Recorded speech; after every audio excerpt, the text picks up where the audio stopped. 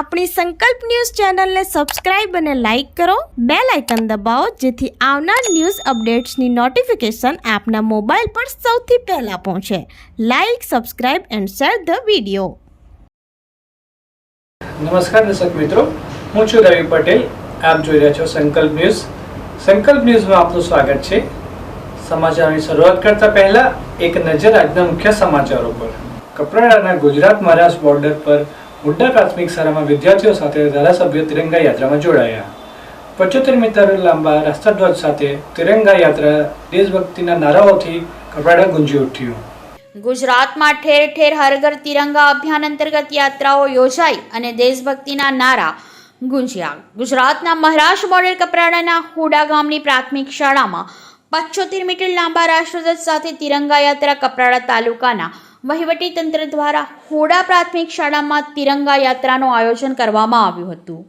હર ઘર તિરંગા અભિયાન અંતર્ગત યાત્રામાં પૂર્વ મંત્રી અને કપરાડા ધારાસભ્ય જીતુભાઈ ચૌધરી, પ્રાંત અધિકારી ધરમપુર અમિતભાઈ ચૌધરી, મામલતદાર કપરાડા ડીઆર શાહ સહિત તમામ વહીવટી તંત્ર તિરંગા યાત્રાનો પ્રારંભ કરાવ્યો હતો. હર ઘર તિરંગા અભિયાન અંતર્ગત યાત્રામાં પૂર્વ મંત્રી અને કપરાડા ધારાસભ્ય જીતુભાઈ ચૌધરીએ જણાવ્યું કે દેશના વડાપ્રધાન નરેન્દ્ર મોદીના આહવાન અને રાજ્ય સરકાર દ્વારા યોજવામાં આવી રહેલા હર ઘર તિરંગા અભિયાનથી હર ઘર તિરંગા અભિયાનની ઉજવણી કરવામાં આવી રહી છે. આઝાદી માટે અનેક નેતાઓ શહીદ થયા છે. દેશભક્તિને પ્રજ્વલિત કરી રહેલા આ તમામ અભિયાનથી સમગ્ર રાજ્ય સહિત દેશભરમાં રાષ્ટ્રની ભાવના નિર્માણ થઈ રહી છે, જેની ઉજવણીના આન બાન અને શાનથી કરવા માટે અનુરોધ કર્યો હતો. રાષ્ટ્રધ્વજ સાથે તિરંગા યાત્રા પ્રાથમિક શાળા હુડા થી મુખ્ય રોડ ફરીને પ્રાથમિક શાળા હુડા આંબાપાડા ખાતે પૂરી થઈ હતી.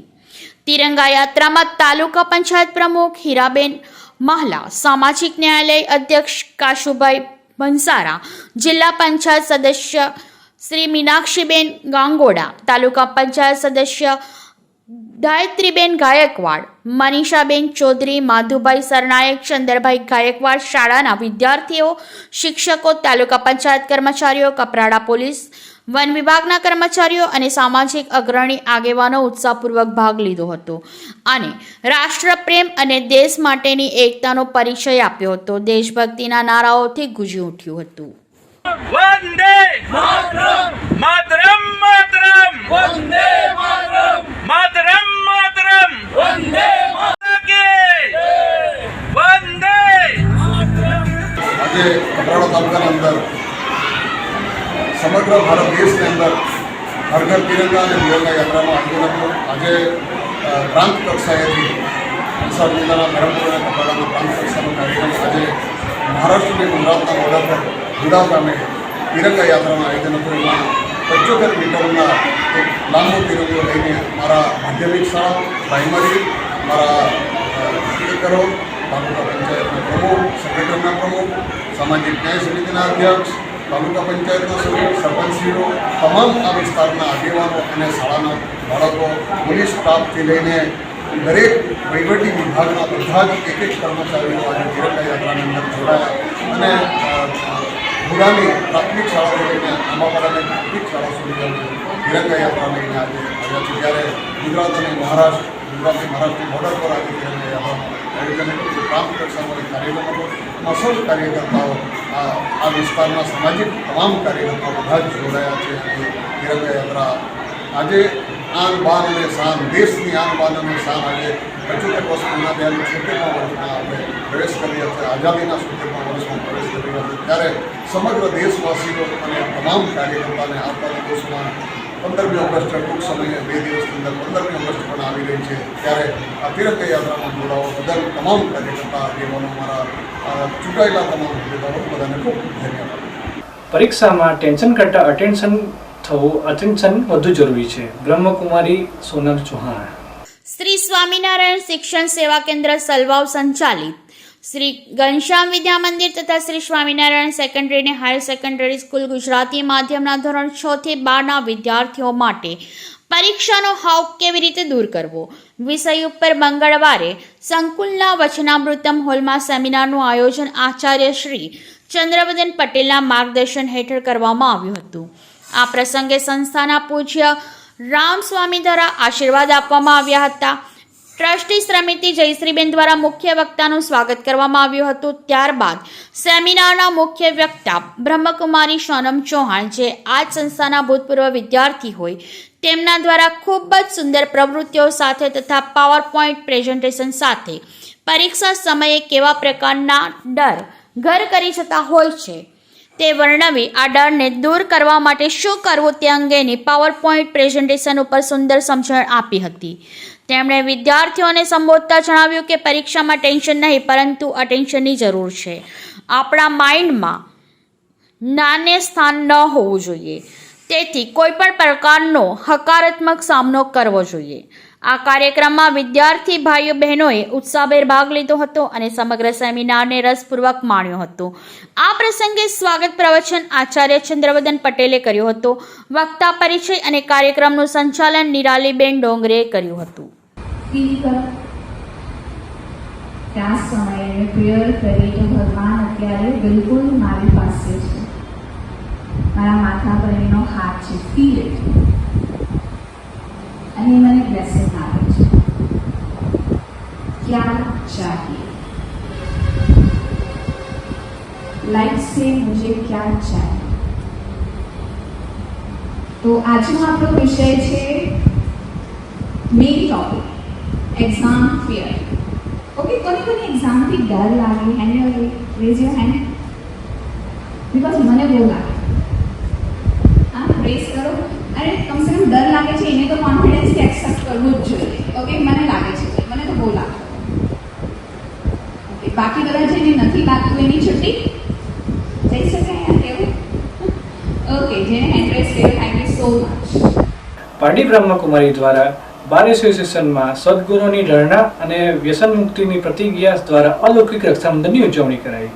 બ્રહ્મકુમારી સેવા કેન્દ્ર પારડી દ્વારા રક્ષાબંધન પવિત્ર સપ્તાહ મનાવવામાં આવે છે, જેના અંતર્ગત વિવિધ એસોસિએશન, મંડળ, સ્કૂલોમાં અલૌકિક રક્ષાબંધનનો કાર્યક્રમ ઉજવવામાં આવે છે.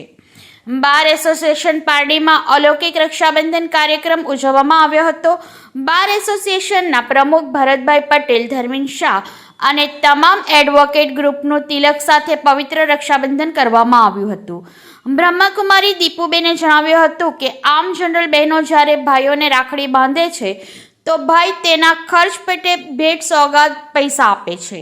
અમો બ્રહ્મકુમારીની બહેનો આ પવિત્ર પ્રેમના પ્રતીક અલૌકિક રક્ષાબંધન નિમિત્તે કોઈ ભેટ સોગાદ સ્વીકારતા નથી, પરંતુ અમો 5 ખોટા પૈસા, દુર્ગુણો અને વ્યસન વિકારોનું દાન પ્રતિજ્ઞા રૂપે લઈએ છીએ. આ તકે એડવોકેટ ગ્રુપને કોઈકને કોઈક ગુણોની ધારણાની દ્રઢ પ્રતિજ્ઞા, જેમ કે હું જીવનમાં કોઈ પણ સંજોગોમાં મારી ઈમાનદારી, પ્રમાણિકતા, સત્યતા નહીં છોડું, વ્યસન મુક્તિની દ્રઢ પ્રતિજ્ઞા લેવડાવી હતી. આમ તો કોઈ પણ મનુષ્ય આત્માને બંધન ગમતું નથી, પરંતુ આ પવિત્ર રક્ષાબંધન ભાઈ હોશે હોશે બંધાવે છે. વાસ્તવમાં રક્ષાબંધનનો આધ્યાત્મિક અર્થ બતાવતા કહ્યું હતું કે સ્વયં વિશ્વ રક્ષક પરમપિતા આપણે સહુ આત્માઓને પવિત્રતા અર્થાત બ્રહ્મચર્યના બંધનમાં બાંધે છે, જેનાથી આપણી વ્યસન વિકારોની રક્ષા થાય છે.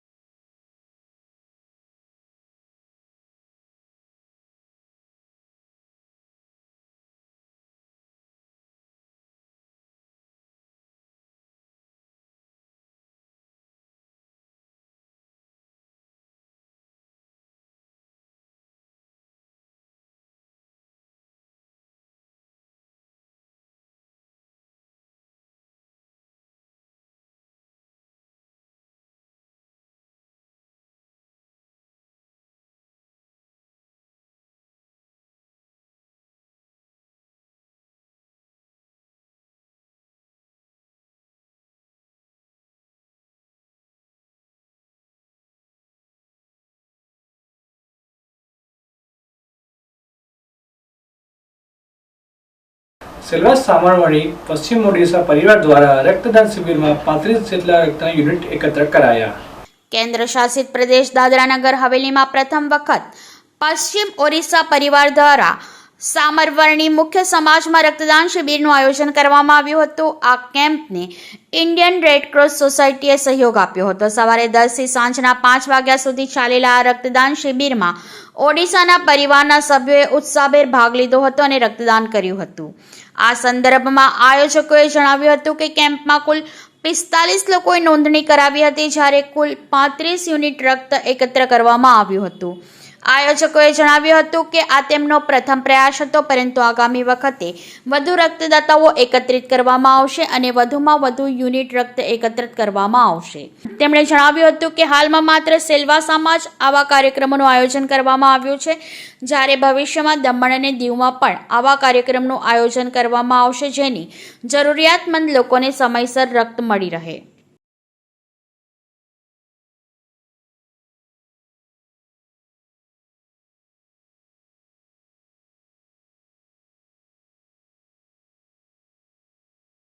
તો આ હતા આજના સમાચાર. નવા સમાચાર સાથે કાલે ફરી મળીશું. નમસ્કાર.